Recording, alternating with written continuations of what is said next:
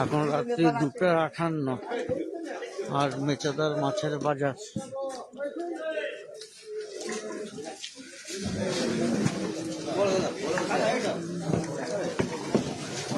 গতকাল আপনাদেরকে দেখিয়েছিলাম আমার দিদি শাশুড়ির শ্রাদ্ধ কাজ হয়েছে, তো আজ আশপান্না, তো আশপান্নার নিয়ম ভঙ্গ, এই জন্য আমরা এসেছি সকাল সকাল মাছের বাজারে তো মাছ কিনতে। তো দেখতে পাচ্ছেন এখানে কাতলা মাছ থেকে আরম্ভ করে সব রকম মাছ আছে। এটা মেচেদার মাছের বাজার, তো এখানে এসেছি।